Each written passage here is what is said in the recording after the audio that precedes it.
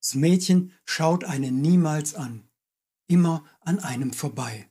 Sie ist unablässig in Bewegung, reibt ihre Hände, beinahe immerfort hängt ein feiner Faden Speichel aus ihrem Mundwinkel. Man kann so richtig gar nichts mit ihr anfangen. Spricht man sie an, dauert es zuweilen eine halbe Minute, bis sie reagiert. Und dann besteht ihre Reaktion nicht in einer Antwort, sondern einer Bewegung, einem Augendrehen, einem Zucken oder, wenn sie etwas gar nicht mag, einem Schlag in ihr eigenes Gesicht. Wenn sie etwas möchte, einen Teddy, ein Spielzeug, ein Butterbrot, greift sie daneben und alles fällt auf den Boden. Sie kann nicht um Hilfe bitten, denn sie spricht nicht.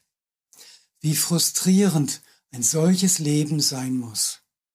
Keine Nachbarskinder klingeln an, um sie zum Spielen abzuholen.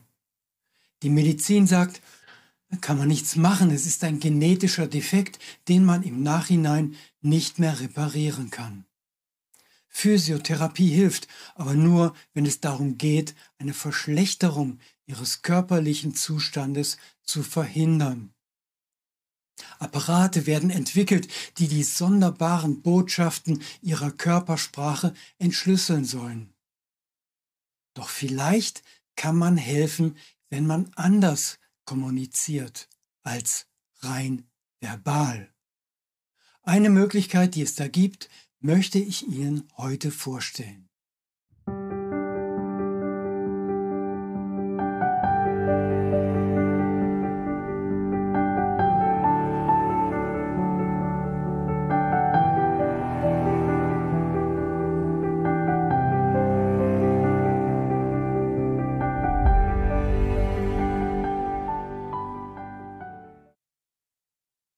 Es gibt Menschen, die bringen es fertig, scheinbar nicht kommunizierende Individuen zu verstehen und ihnen Mitteilungen begreifbar zu machen, auch wenn diese sie nicht einmal anschauen und auf Reize von außen nur verspätet reagieren, wenn überhaupt.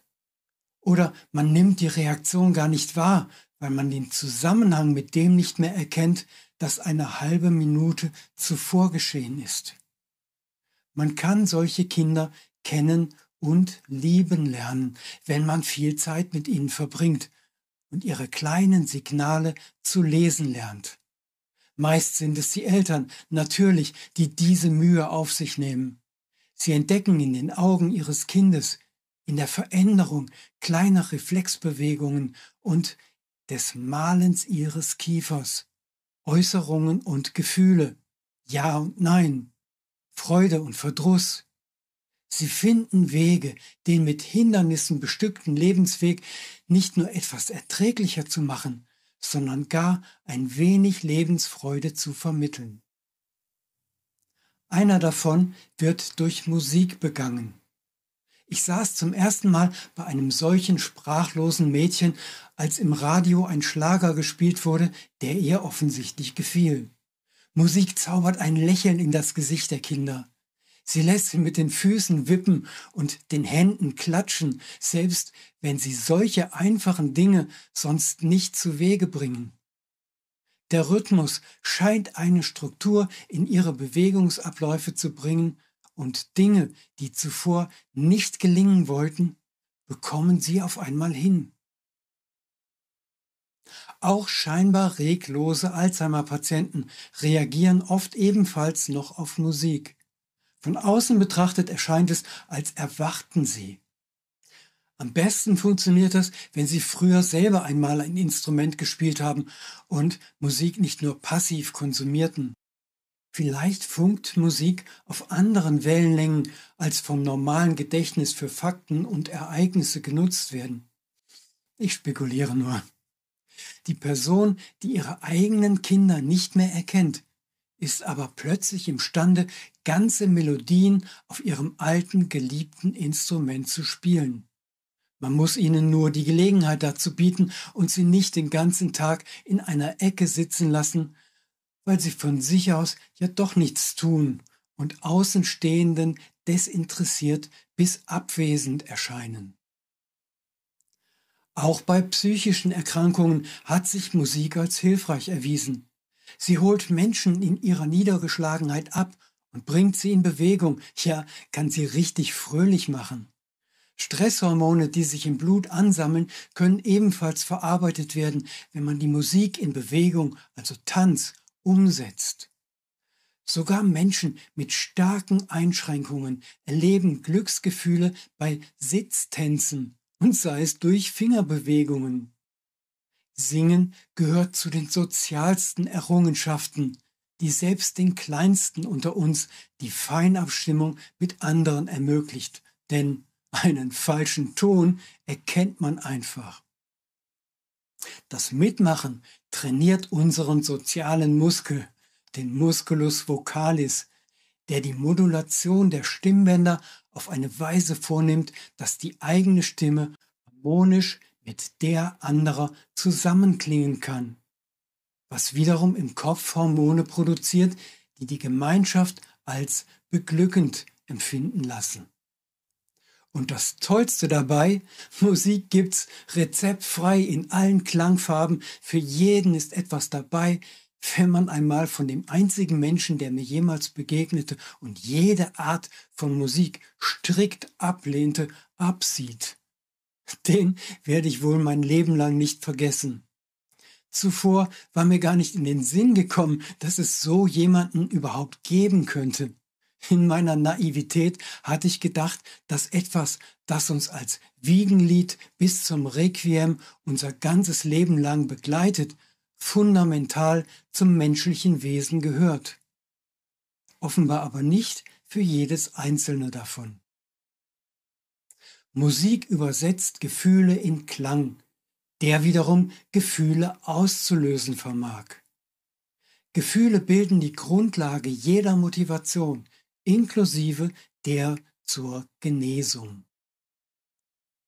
Nun aber der Dreh zu den Blütenessenzen, die meiner Meinung nach sehr ähnlich wirken wie die Schallschwingungen der Musik.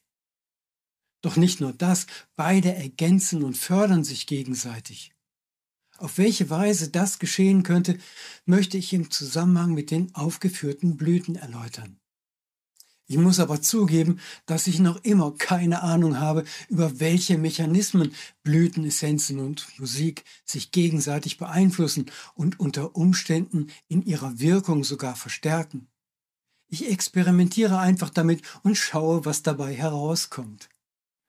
Vor einigen Jahren arbeitete ich mit Musikern zusammen, die die Botschaften der Blüten in Rhythmen und Melodien übersetzten.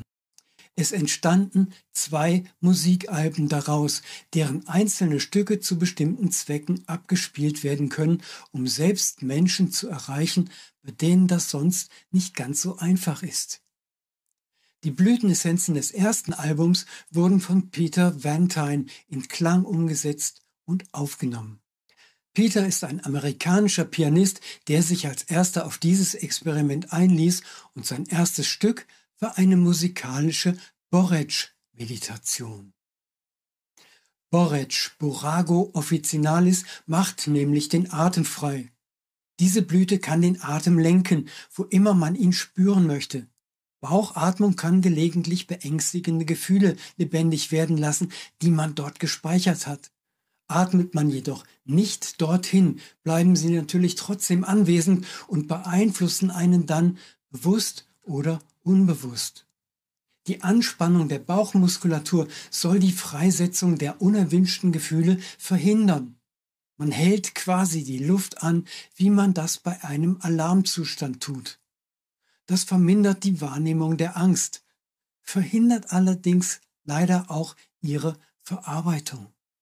In einer geschützten Atmosphäre, in der keine akute Bedrohung existiert, dafür aber eine vertraute Begleitung anwesend ist, fällt das deutlich leichter. Die Atmung befreien kann man über einen bestimmten Akupunkturpunkt, nämlich den 7. des Lungenmeridians. Man findet ihn, wenn man Daumen und Zeigefinger voneinander abspreizt, die Hände dann überkreuzt und sie so aneinander legt, dass sich die Zwischenräume der Daumen und Zeigefinger beider Hände berühren. Den oben liegenden, dem Körper zugewandten Zeigefinger legen Sie dann seitlich auf den Unterarm und tasten den Knochen an dieser Stelle nach einer leichten Vertiefung ab. Wenn Sie die Hände wechseln und der Zeigefinger der anderen Hand nun oben liegt, dann funktioniert das natürlich auf dieser Seite genauso. Diesen Akupunkturpunkt können Sie mit einem leichten, kreisenden Druck massieren, um ihn anzuregen. Oder Sie geben einen Tropfen Borretsch darauf. Der Atem beruhigt und vertieft sich dann und man findet den Mut, in den Bauch hineinzuatmen und die Spannung dort zu lösen. Die Muskelspannung abzustellen befreit von Stottern und lässt die Stimme kraftvoll erklingen. Und mit unerwünschten Gefühlszuständen kommt man auch besser zurecht, wenn die eigene Energie nicht für deren Unterdrückung verwendet wird.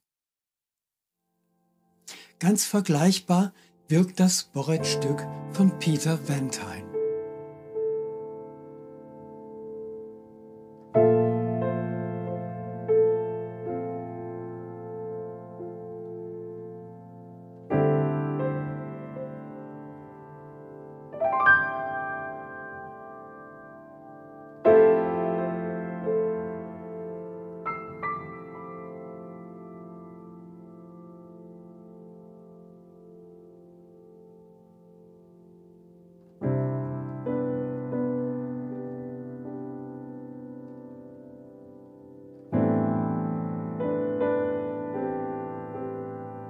Sollten Sie neugierig geworden sein, finden Sie die Musik unter dem Link in der Beschreibung dieses Videos.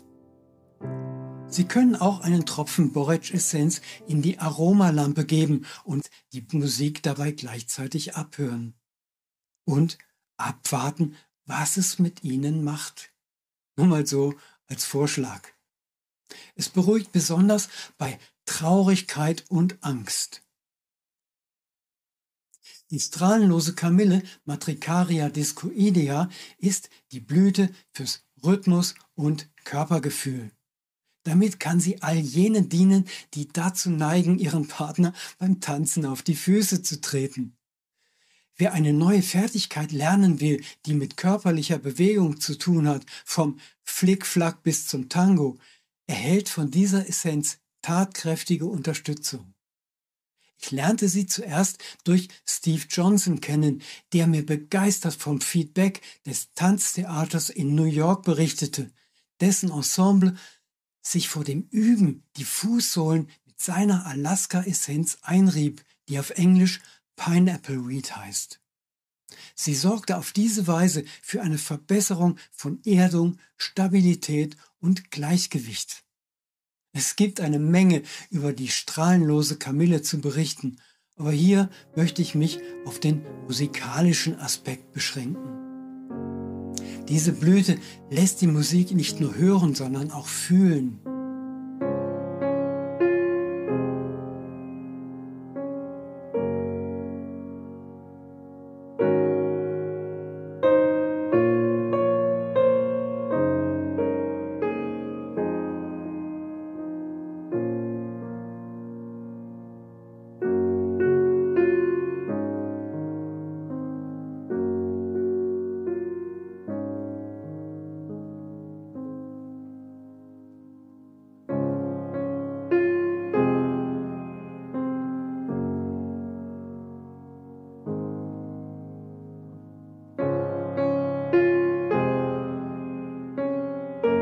Auch den Link zum strahlenlose Kamille-Stück von Peter Van Tine finden Sie da unten. In gewissem Sinne ganz ähnlich wirkt auch die Bougainvillea, die Blüte der Synästhesie, der Aufhebung, der Trennung der Sinneswahrnehmungen, die bei uns allen im Laufe der ersten 5 Lebensjahre stattfindet.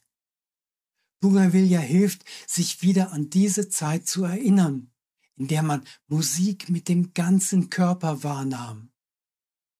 Manch ein Fahrer tiefer gelegter PS-Monster versucht, dieses Gefühl mit fetten Bässen im Auto zurückzugewinnen. Das ist eine Weise, wie man es machen kann, deren Wirksamkeit sicher auch abhängig von der Wahl der Musikart ist, die aber gelegentlich soziale Nachteile nach sich zieht. Heavy-Metal-Fans ist das sicher kein unbekanntes Phänomen. Umgebungsverträglicher geht es mit der eigenen Sensibilisierung, die durch die Bougainvillea gefördert wird, als durch extreme Lautstärke. Seltsamerweise bekommt man bei niederländischen Musikfestivals beim Einlass Ohrstöpsel, damit man keine Schäden vom Besuch des Festivals davonträgt. Warum man nicht einfach die Musik leiser macht? Ich habe keine Ahnung. Wer bei zu leiser Musik dann nicht genug Bässe im Bauch wummern fühlt, kann sich ja immer noch mit der Bougainvillea behelfen. Jedenfalls ist dies die Essenz, die uns für Musik sensibel und aufnahmebereit macht. Und wer gerne mit ihrer Hilfe mit anderen kommunizieren möchte, die auf das gesprochene Wort nicht so gut reagieren, der kann es sowohl mit der Blütenessenz in Einnahmeform oder auch in einer Duftlampe oder beides zusammen, genauso wie mit Peters Bougainvillea Musik ausprobieren. Link wie gehabt unter diesem Video.